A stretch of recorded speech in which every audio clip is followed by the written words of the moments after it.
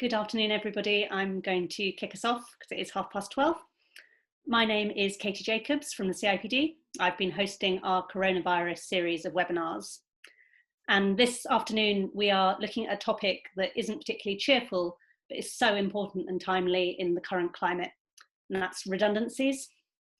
We've seen so many headlines over the last few weeks of large organisations making mass redundancies due to the economic impact of the coronavirus pandemic. And sadly, data suggests this is only the start of a significant economic downturn, with many more job losses to come. Joining me this afternoon to discuss this topic, where we're going to look at things like covering alternatives to job cuts, exploring how to approach redundancies with compassion, and providing advice on how to comply with legal obligations, I'm joined by a brilliant panel of experts. We've got Rachel Suff. Rachel is Senior Policy Advisor on Employee Relations at the CIPD. We're joined by Matt Reymes-Cole, an employment law consultant at Croner, and Dr. Madeleine Petzer, Senior Lecturer in HRM at Liverpool John Moores University. Thank you very much, all of you, for giving up your time and expertise this afternoon. As ever, I'm just going to run through the housekeeping notes very quickly. This session is being recorded. You will be able to access it afterwards on demand.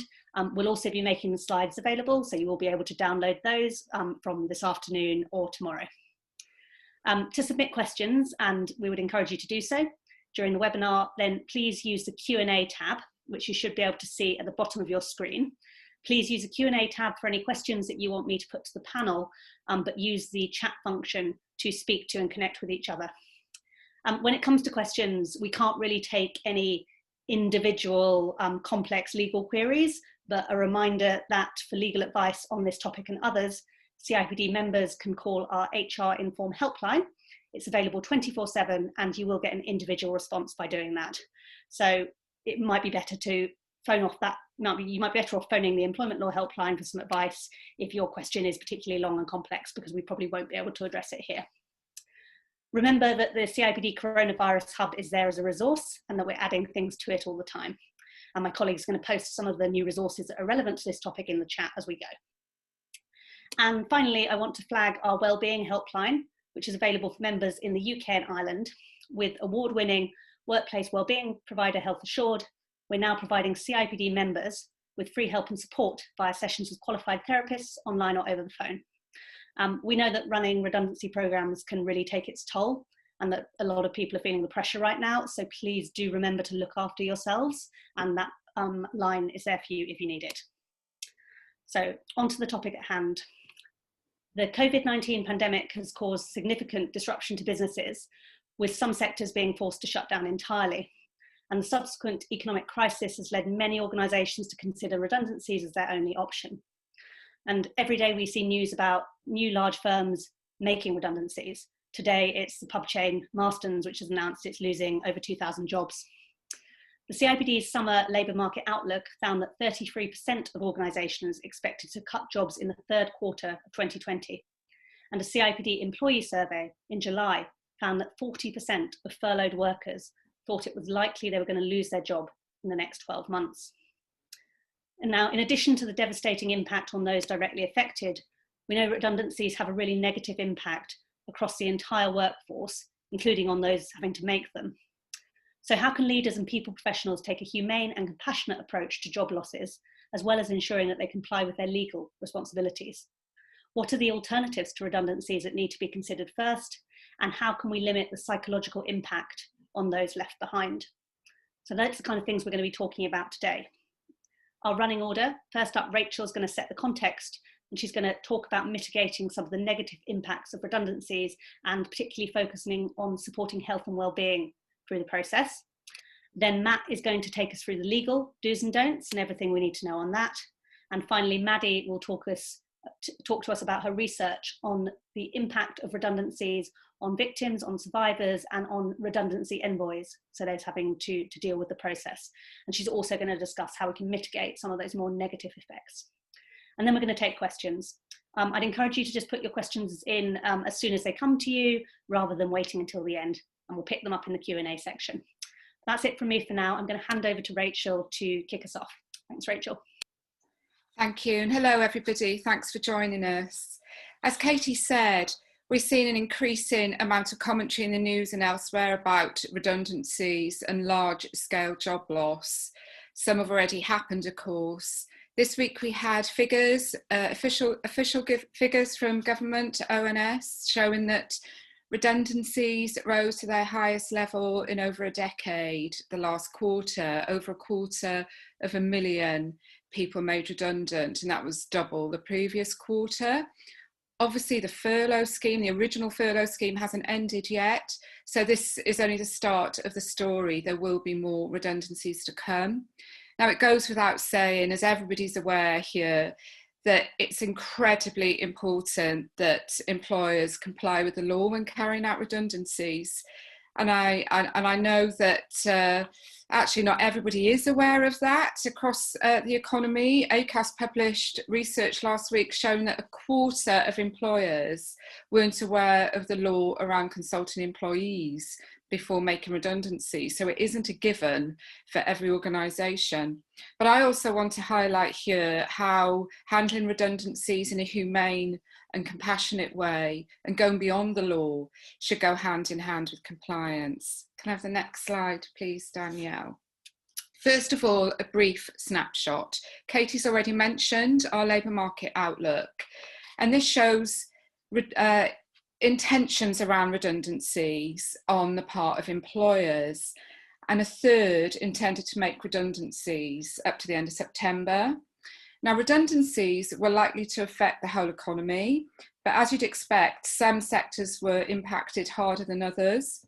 IT, manufacturing, transport and hospitality were the hardest hit. It's important to note, though, there's a lot of uncertainty still around the full scope and scale of redundancies. We don't know how that picture will fully play out yet, because these are really turbulent times. It's a rapidly changing situation for most organisations. It's clear that the jobs market is going to shrink, but the full extent isn't yet clear.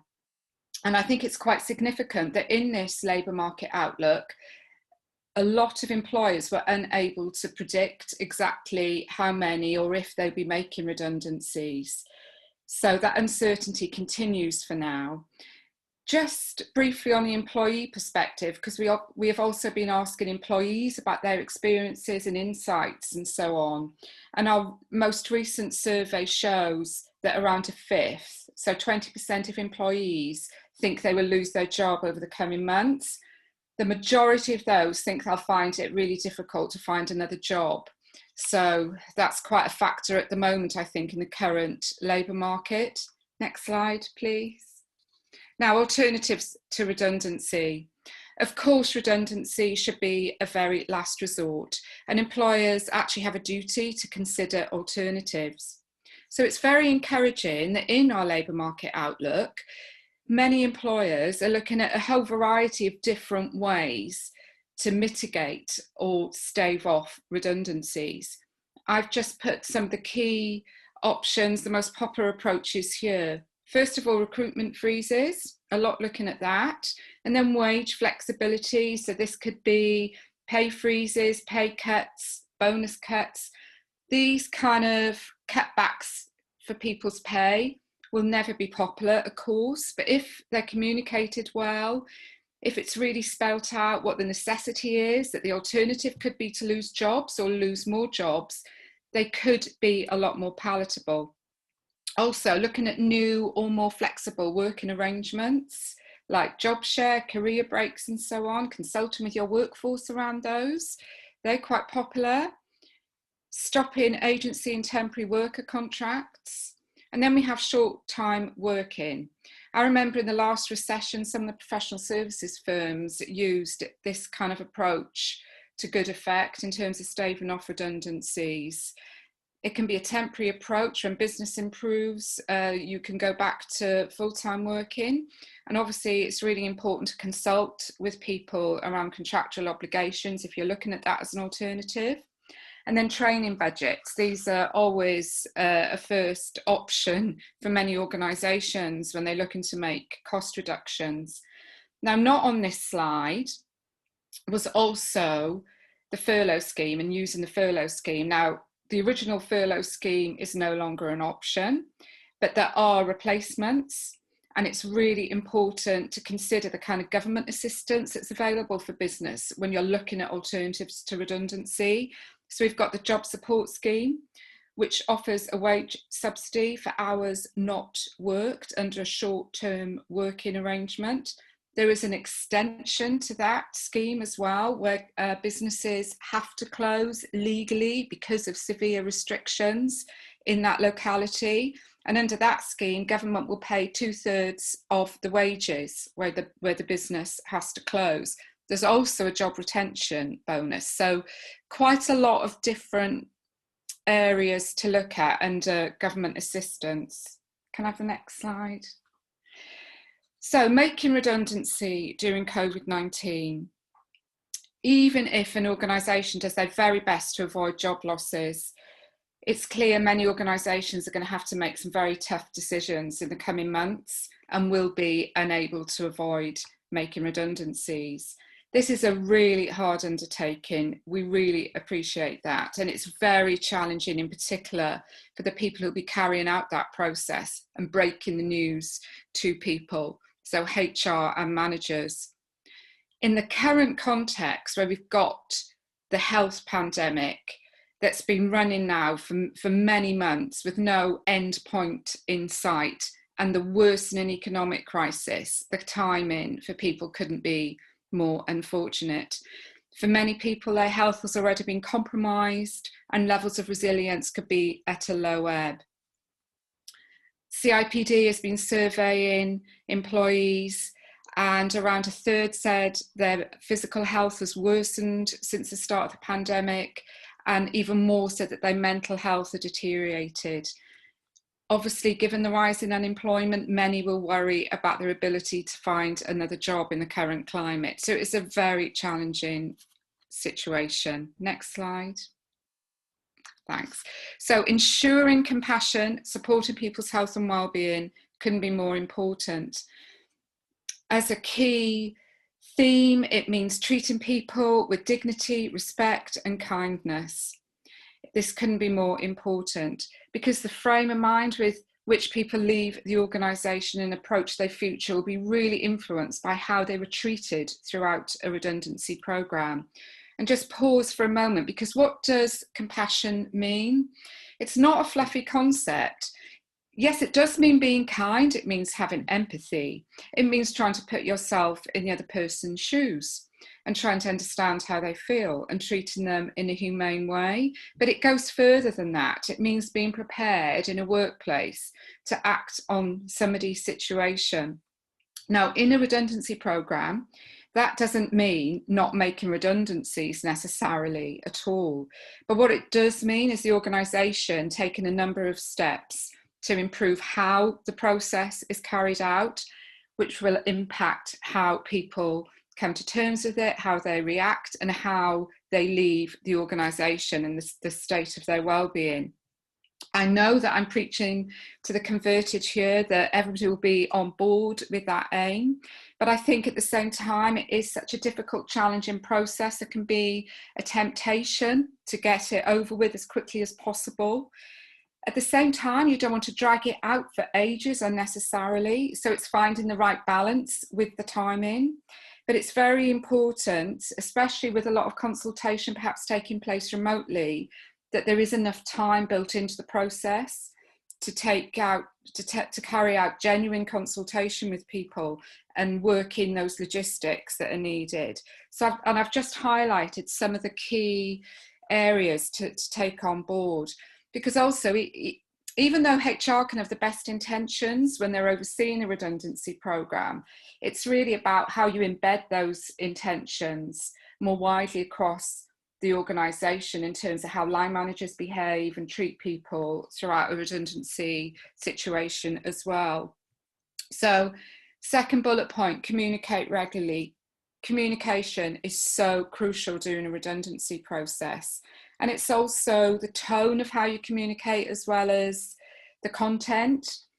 So it does mean being clear, sincere, transparent, and bringing that compassion into the process. How the news is broken, the words that are chosen, are really important in terms of influencing how people receive that news. And in a vacuum of communication, that is when the rumour mill will step in.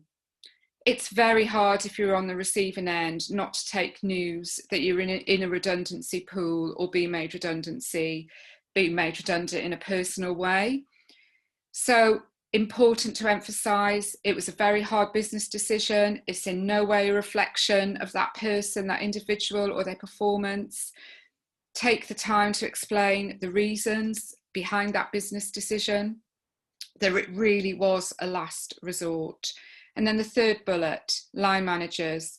They are very likely to be the first port of call with concerns, with people's worries about what's going to happen next, how it's affecting them. And we know at CIPD from research we carry out that line managers, many typically find it quite hard to have those challenging conversations and deal with personal situations. And obviously a lot of people are going to experience the whole range of emotions if they are told that they're in a redundancy pool. So it is a very challenging task for managers and of course for HR. And it can have a real effect on the well-being of those breaking the news and being responsible and dealing with people's concerns. So line managers need the practical support and guidance in terms of what they should say, how they should say it. They need to have the information to hand, but also they will need to have access to support in terms of their own health and well-being as well. And then on the fourth bullet, ongoing health and well-being support. It can have a really detrimental impact on people's mental health, that news that you're being made redundant, regardless of somebody's previous health history and their level of resilience, especially at the moment. So all the while through the process, there needs to be on hand clear signposting and support for people's health and well-being. And line managers as well need to know how to signpost people. Occupational health, also an employee assistance programme, could give a whole range of support. And some employee assistance programmes also offer continued support for people up to 3 months after people have left the organisation. So it's really worth finding out if that is available if you do have an employee assistance programme. And also the kind of practical support that you provide. Haven't got time to go into it in detail here, but outplacement, the level of someone's employability, confidence in finding future work will have a big impact as well on their health and well-being. And last, but certainly not least, being mindful of the impact on the wider workforce.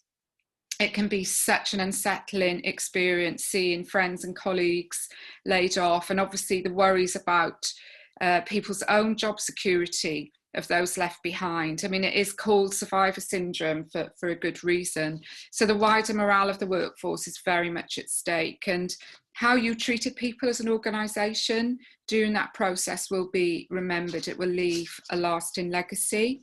So just to sum up, there needs to be a vision for the future as part of your planning as well. It doesn't just end with people being made redundant. There has to be a vision going forward so that the organisation can move forward. People need to know how they fit into that vision going forward as well. Compliance and compassion do go hand in hand. They should go hand in hand. And it is possible to do redundancy well. You might not be able to change the final outcome of having to make redundancies, but if people leave the organisation knowing that they were treated fairly, with respect, that they've been supported as well as they could have been throughout the process, they will be able to move on, hopefully, and so will the organisation. Thank you. Thank you so much, Rachel, for that brilliant overview. Really great kick-off. Thanks, people, for putting your questions in. Do keep those coming in. I'll pick them up at the end when we've heard from all the speakers. So I'd like to hand over to Matt now. Matt is going to take us through the legal considerations of making redundancies. So over to you, Matt. Thanks, Katie. Thanks, Rachel, as well. You touched on a number of points really there that are sort of crucial through the legal process as well. So to talk through sort of the legalities underpinning a number of the points that you've made. So I've actually been at Croner myself for 13 years now. So I joined not long before the financial crash back in 2007 and sort of following through to 2008 in terms of redundancies then. Obviously, redundancy and restructures are an ongoing consideration in a number of businesses, but clearly at the moment, to use a pretty worn out word at the moment, we're in unprecedented times. And obviously businesses are facing this as another extreme situation. Never before really have so many businesses found so much has just dropped off the cliff in terms of a redundancy situation. What that's sort of manifesting itself in lots of the conversations that we're having as an organisation with our clients is that businesses are needing to do things very quickly and feeling a pressure in order to do so, which from a legal point of view you can sort of run into a bit of a brick wall when the law comes into it, because there are still some requirements obviously that need to be met legally in order to ensure that we're doing things correctly and compliantly, but at the same time sort of trying to maintain and deal with that business pressure. So it's a case of balancing those two, but ensuring ultimately obviously that we're compliant legally as well. Can you move on to the next slide please, Danielle? So ultimately what employers are really looking at trying to demonstrate to a tribunal really, which is ultimately sort of worst case scenario as far as employment law is concerned, is that they've actually followed a fair process from embarking on the beginning of the redundancy process to actually the end of that and serving notice on individuals and terminating their employment by reason of redundancy. And there's a number of steps really that you have to follow through as you're working through that process. Overall really referred to as the consultation process. But there are aspects and things that need to be given consideration before you actually start through the consultation process itself. So as Rachel's already alluded to, considering alternatives to redundancy, it should really be a last resort from a business point of view. Having a clear rationale and explanation of the reasons for the potential redundancy is surprising sometimes in conversations that we have with clients, just how unclear they can be as to exactly what the issue is within their business that they're having to consider redundancies as a result of, or how they sort of take that business need and translate that through their structure in terms of what they've got at the moment and the structure that they believe that they need to get to. And there's quite a number of conversations that our consultants will have with clients where we're just trying to get them to fully sort of thrash that out and understand exactly, basically where they're coming from and where they need to get to in terms of their business. And that's the cornerstone really for the redundancy process, because this is your starting point for the redundancy in terms of your explanation. And this is, the foundation on which consultation is going to be built. We obviously need to identify the correct pool of those who are at risk of redundancy. So we need to really be looking at, again, back to the rationale, what's the issue that we're addressing, where's the reduction, if that's the case, in terms of the work that we need to be covered or where we're needing to make a restructure. It's those really that we're looking for those that are doing that type of work. So it's not just certain individuals, and redundancy is always about the job, not the individuals in that job to begin with, in terms of your overall approach to it. We obviously need to advise those relevant employees of the possibility of redundancy, which we generally refer to as placing them at risk of redundancy, so that they're clear on what the situation is. Again, this comes back to the rationale, and then advising them in terms of the process that you'll be following from there. Undertaking sufficient meaningful consultation. So really this is the overall aim here is we're really under an obligation, if we can, to try and avoid redundancy. So the purpose of consultation in essence is to give those that are potentially at risk the opportunity to raise any counter proposals, any ideas, any suggestions that they've got, and for us as the employer to take those on board, consider those. If we can adopt them, fantastic. But if we're unable to, or it's not quite going to make the business need or resolve that business need, then we need to be explaining that back to the individuals. And obviously our explanations need to be sort of reasonable and objective. Obviously as part of that as well, we need to be looking for alternative roles within the organisation or any associated businesses that we may have, to see if we can find jobs for those who are at risk and have ultimately been selected, again as an alternative to actually making them redundant. And then in the midst of that as well, we need to be applying a proper selection process. So if we have a pool of 10 individuals and we need to make 4 of them redundant, obviously we need to work our way through and ensure that we have a fair and objective way of assessing which of those 10 have been selected for redundancy. And really we should be giving those that are affected the opportunity to look at that criteria as well before we apply it, so that they can feed into that. Not necessarily so that it's agreed, although agreement would be fantastic. Everybody always has sort of competing ideas as to what should go in there based on their own personal circumstances. But we do need to be ensuring that we are sort of consulting with that and ensuring that it's as fair as it can possibly be. Okay, next slide, please, Danielle. So I mentioned consultation, and what we're looking for is effective and meaningful consultation. That's a requirement in any redundancy exercise, regardless of the number of those that we are proposing to dismiss. And proposing to dismiss here means those that are going to potentially lose their existing roles. It isn't just those that are dismissed who leave the business at the end of the process. We're looking at really how many roles are being removed completely from the organisation, or where a role is being substantially changed into something else that is in effect a new role.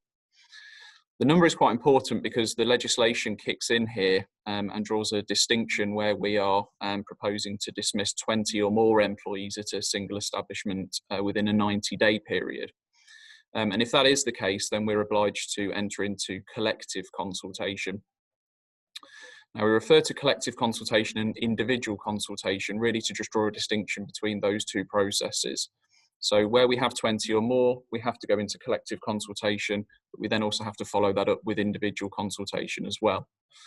Collective consultation means that we are at the beginning of the process going to need to work through certain things, and we're going to be consulting with representatives initially before then moving on to consulting with those individuals.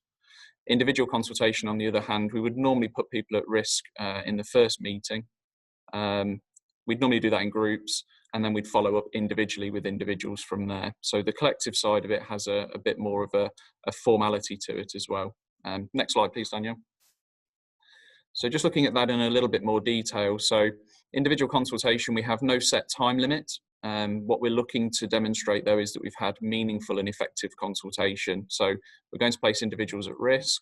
We're going to talk through what the business case is and the issue that the business is facing, what the proposal therefore is in terms of them being at risk of redundancy. Normally, as I say, that would be with the whole group, and then we would follow up with individuals from there. We'd give them the opportunity to take away the proposal, consider it, feedback to us with any counter proposals or ideas. Again, we'd give them the opportunity, if we can, to review the selection criteria, the blank criteria that we propose to use, and get feedback on that. And then we need to give the individuals time. Rachel touched on this a couple of times, but we need to give the individuals time to consider what we're actually talking to them about.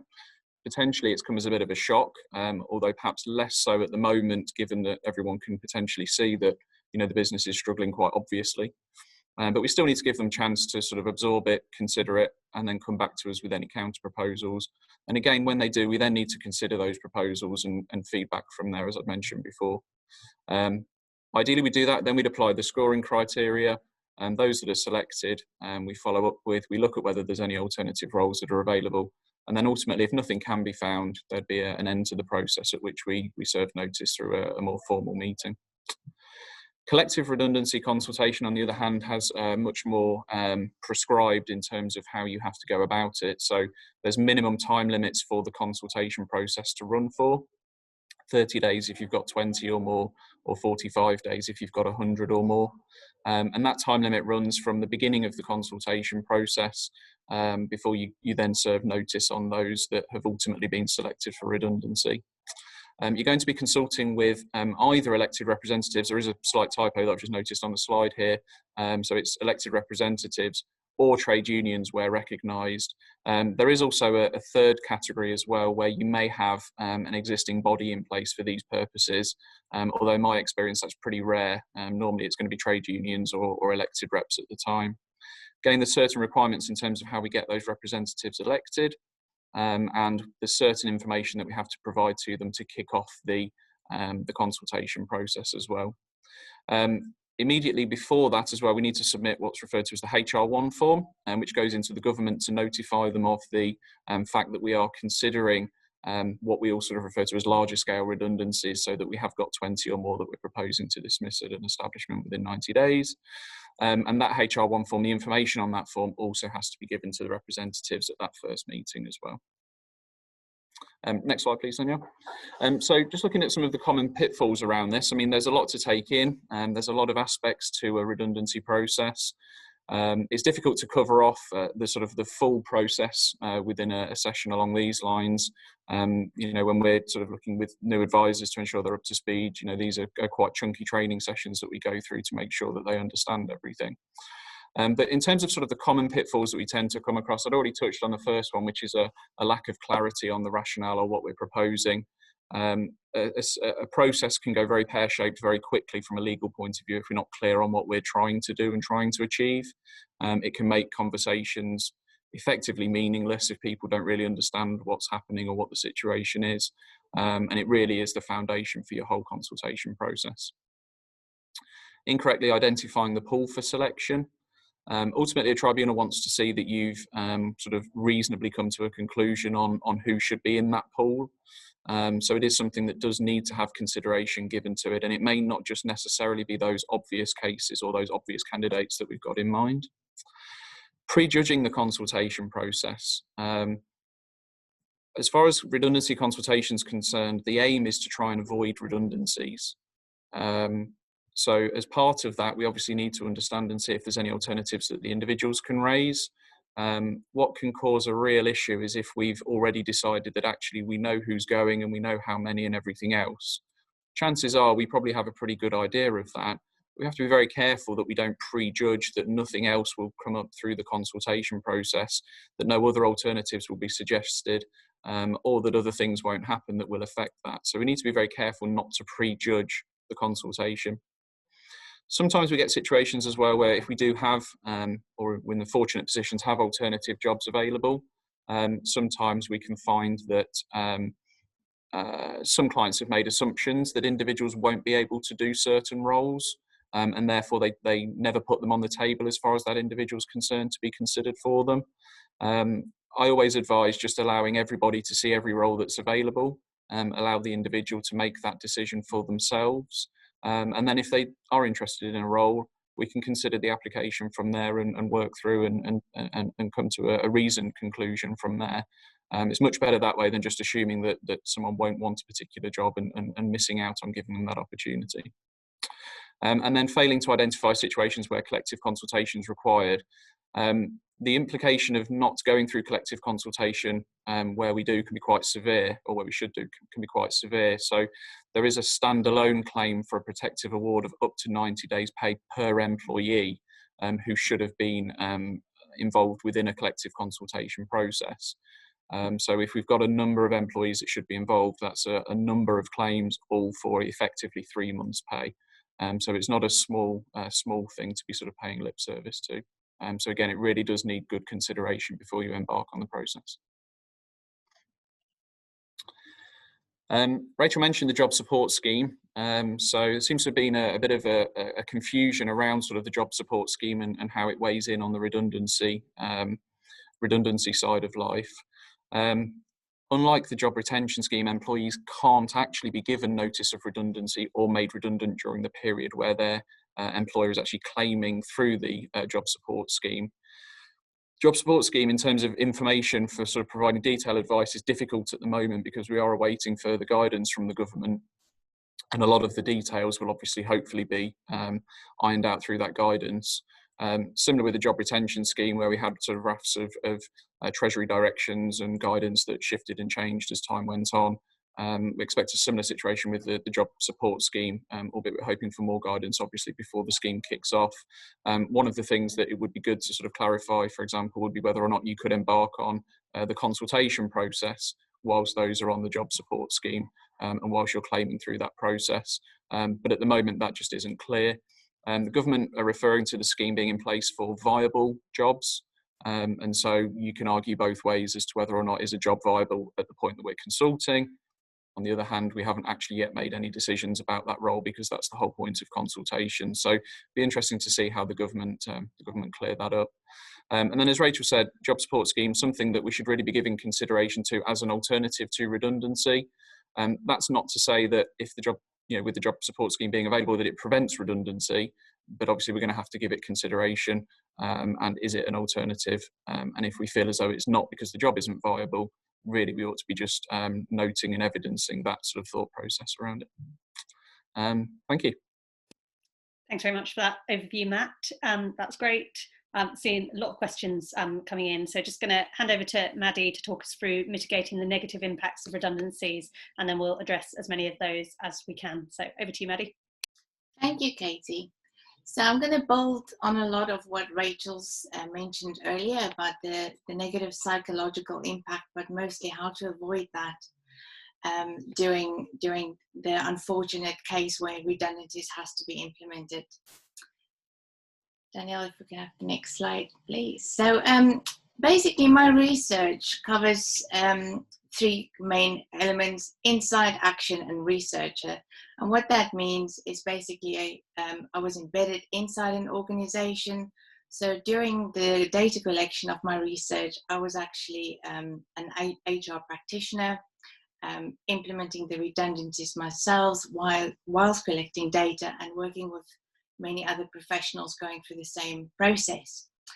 The action bit refers to driving continuous improvement while doing research. So how can we continuously improve how we implement redundancies, and what can we do to mitigate the impact?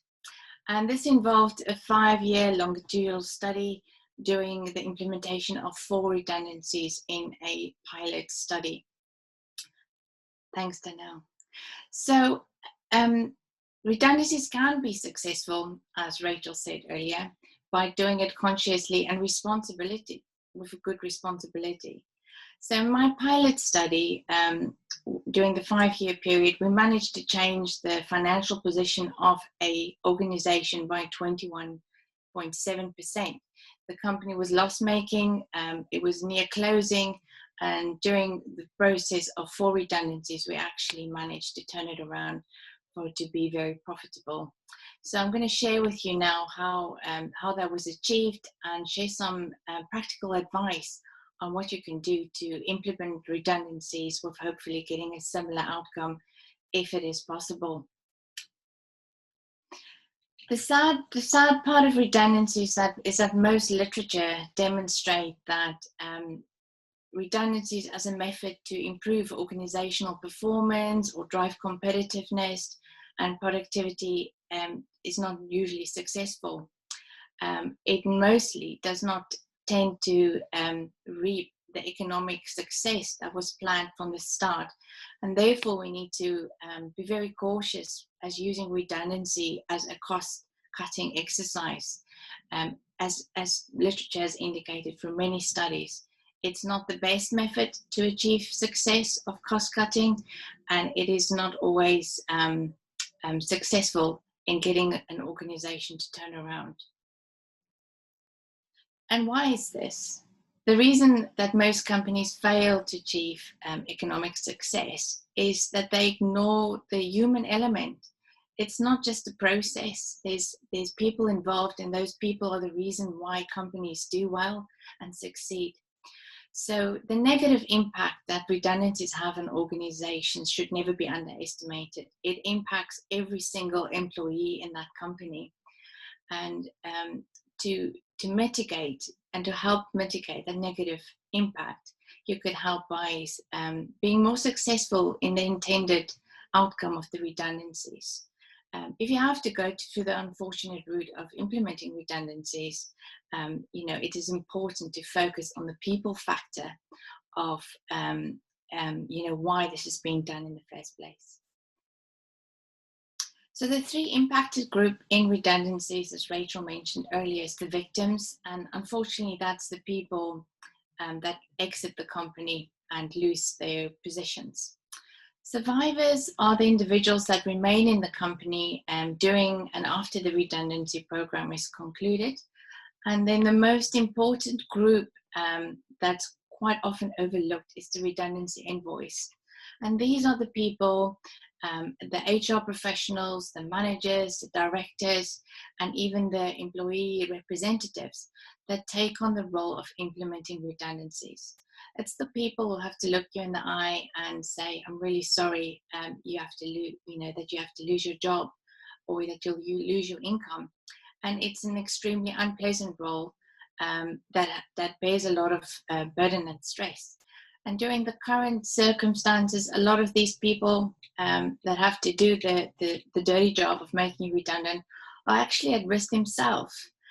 Quite often HR professionals have to close down organizations, knowing that very well at the end that they will lose their own job, and that bears a tremendous amount of stress and burden that they have to deal with.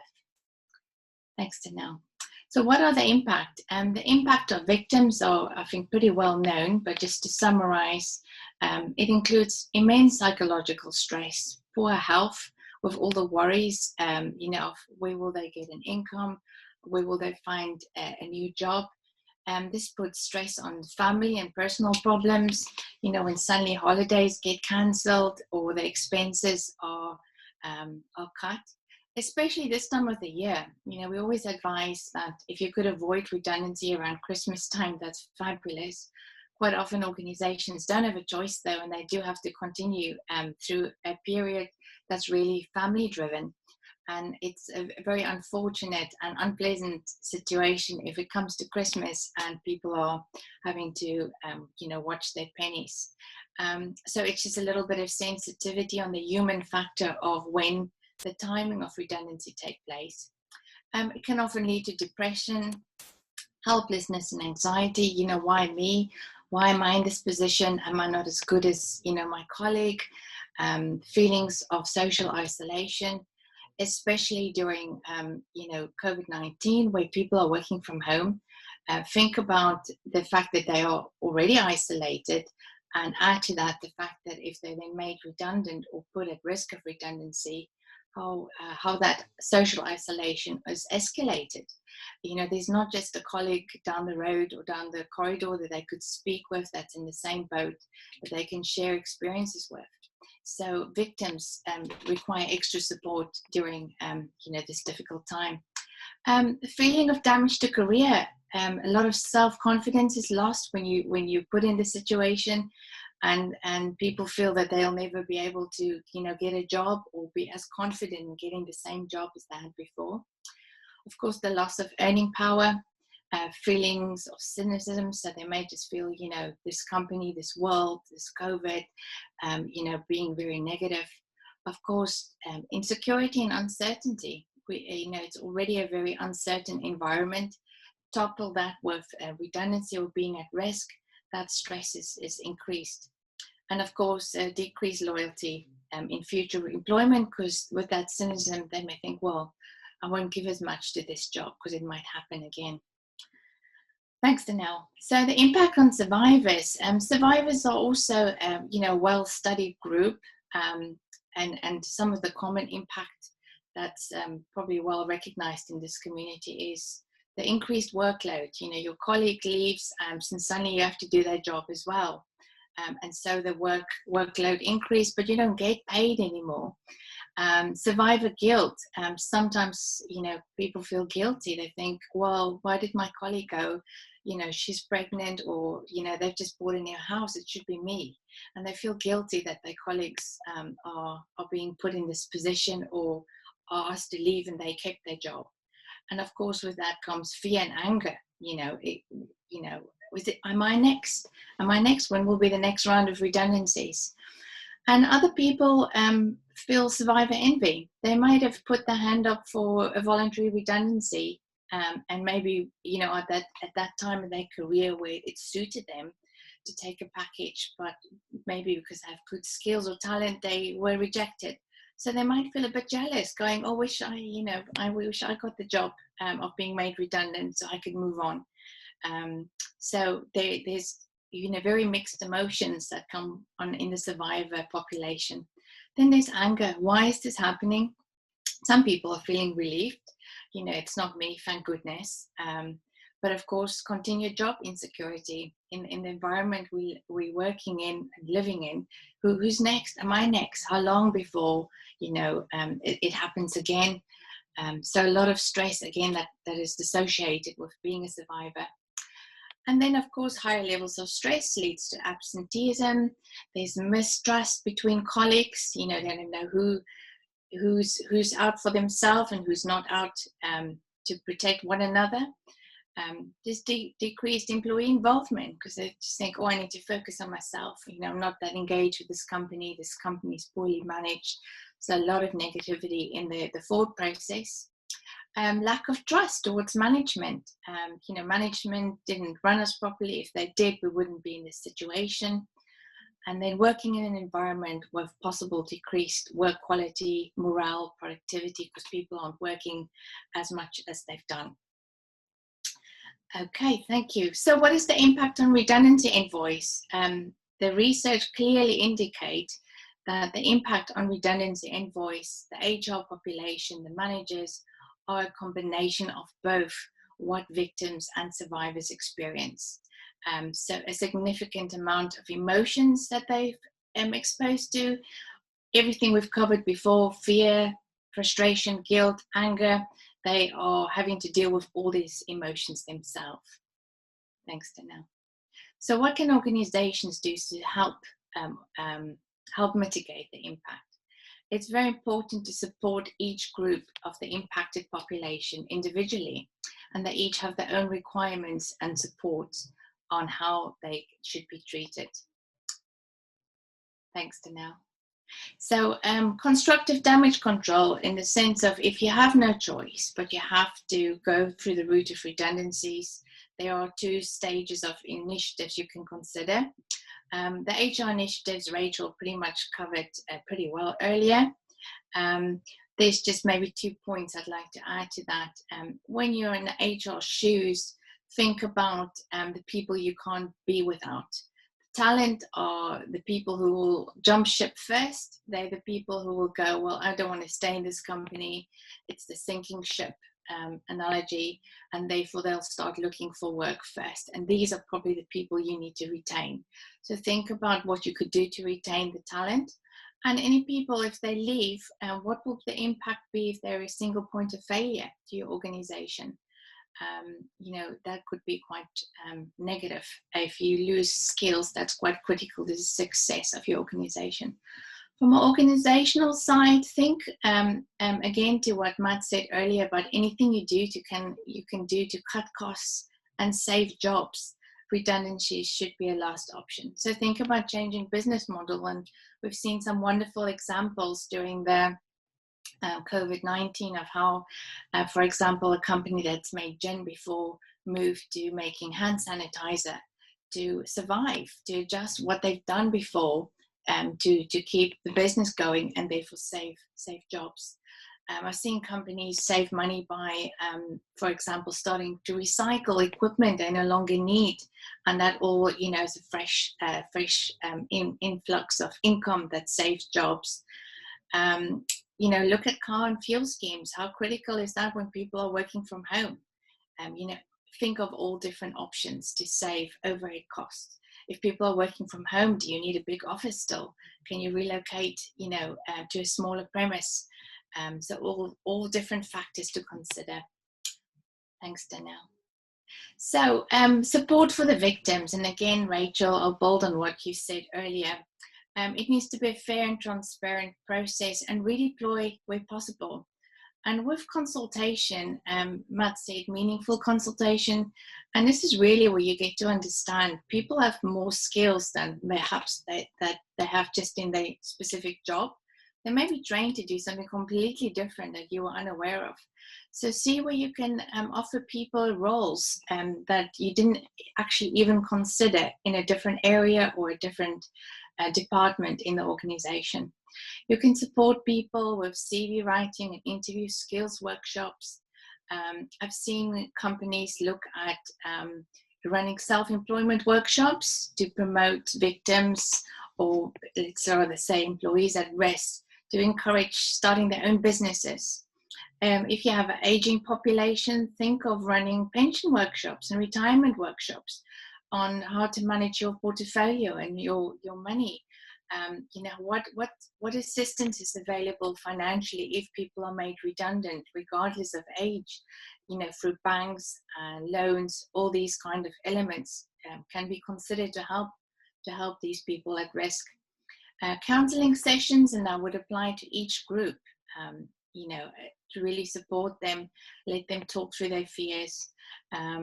Dedicated career advice appointments, you know, really give people the support they need to think, what can I do with my career? Maybe it's time for a change. And also what's I found has been really effective is giving employees social media training and way to look for hidden jobs, because we assume everybody can do this. And this may not be the case if you haven't looked for work for a long time. So I'll look at the last two groups briefly. Survivors, think of training and development. If they're picking up new jobs, you know, they need training for this. If they have a lot more increased workload, they need support on how they can do this. And then finally, I'll end on redundancy invoice, which is the, you know, key population. These are the people that have to take the organization with leadership through to the next stage. And if they're not looked after, they will fold and the business will fold as a result. So think about line management. They may not be competent in law and redundancy law, and they're not experts in HR. So to give them training so they're confident in their consultations. Give especially the management and HR training on how to deal with giving bad news. They're often called deaf tellers because it's such an unpleasant role. Change management training can be really helpful because it's significant change organizations go through. And then the same support you would offer all previous groups, counseling, outplacement services, and I'll go back to Katie's point in the beginning of the CIPD support as well. It's there for HR people and managers. And my last point is use the people that's implemented redundancies before. They're more confident, they've been through the experience, and as a result, they're less likely to have such a significant impact on their psychological well-being. So that is everything from me in a nutshell. Thank you, Katie. Thank you so much, Maddie, and a reminder that the slides will be available for download because there's so much useful information in there. I'm going to move quickly on to Q&A. I asked Matt to tackle some of the simpler legal ones by typing, so he has done that. Thank you, Matt. So we've got a question, and this has come up from a few other sessions we've done about consultations meetings needing to happen virtually due to government guidance and restrictions. Matt, is there a legal view on doing things online?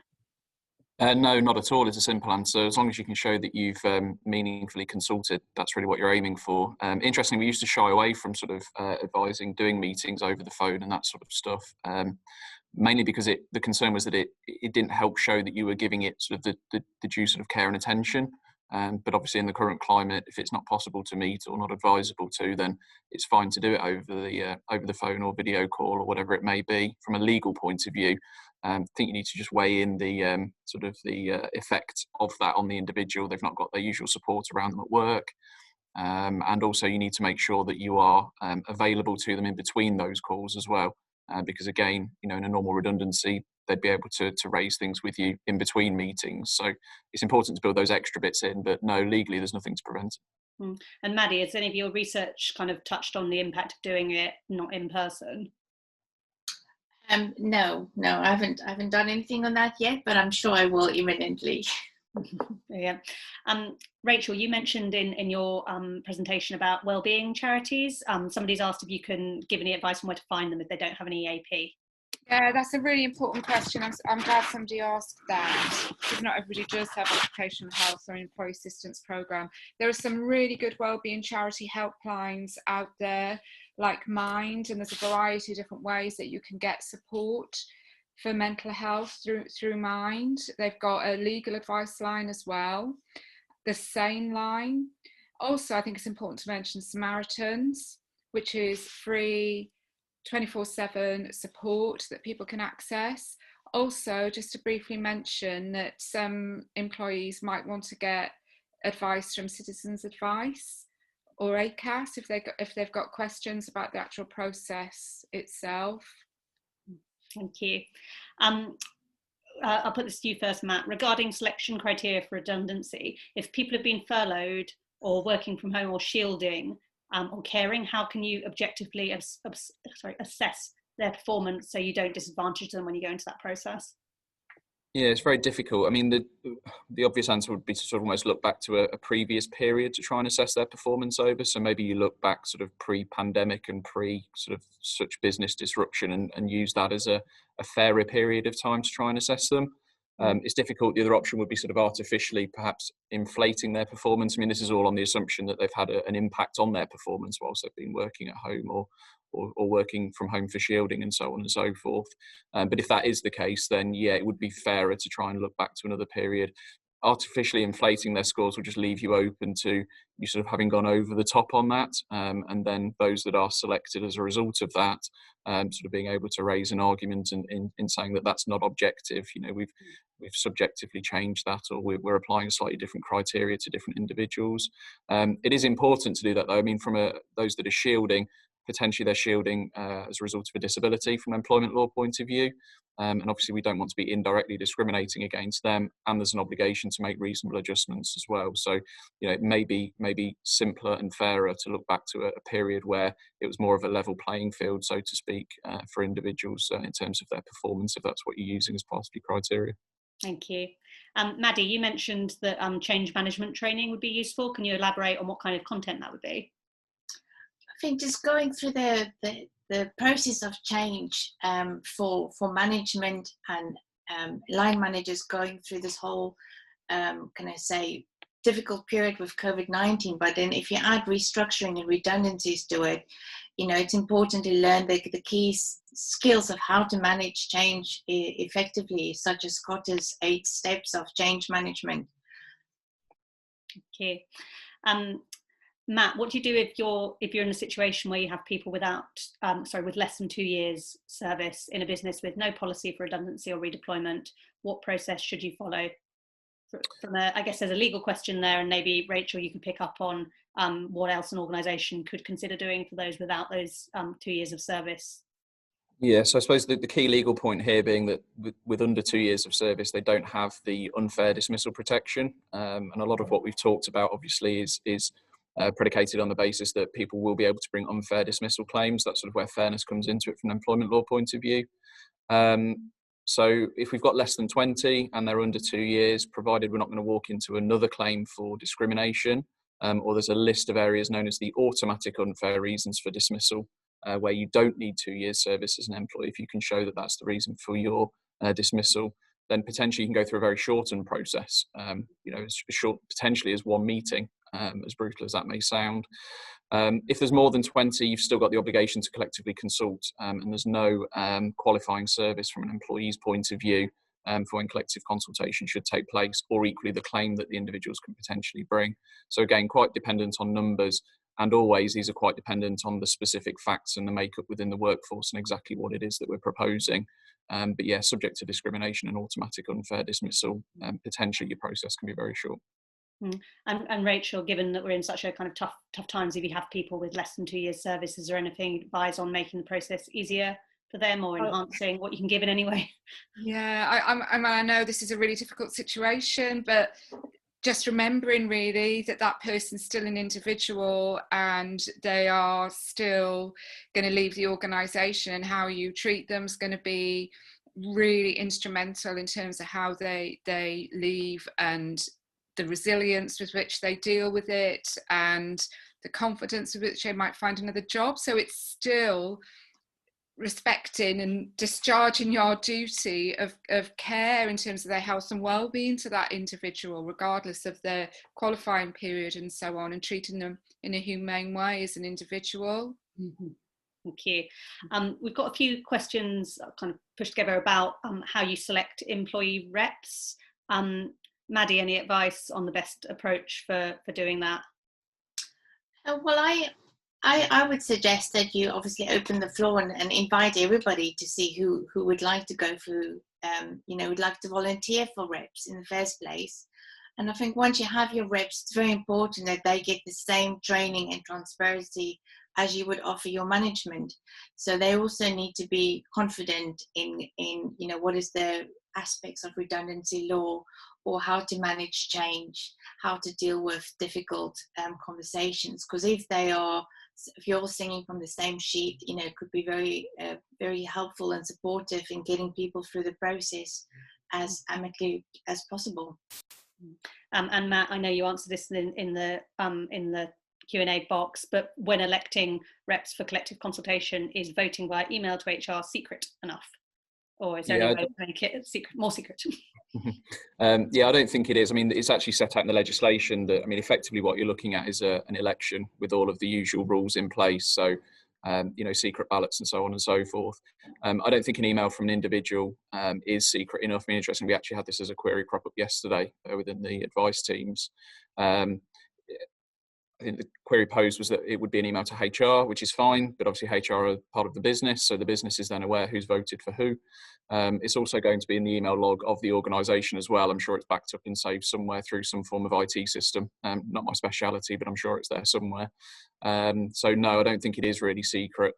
It is difficult where you've got people who are working remotely.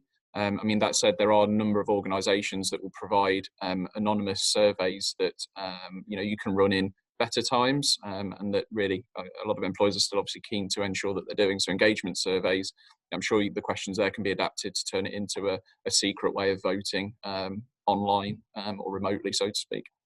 Thank you. I'm afraid that we are out of time there. Just a reminder, because there are a few questions in there that are quite specific to individual situations and quite complex legally. If you are a CIPD member, remember that you can call our employment law helpline, HR Inform, and if you call that, you will get an individual response to your query. So I would strongly advise you to do that if we didn't manage to pick up your questions today. Thank you so much to Maddie, Matt and Rachel for your insight and for taking those questions there. Thanks everybody for watching and putting in your questions and for the feedback I can see you're giving right now. I'm really glad that you found that useful.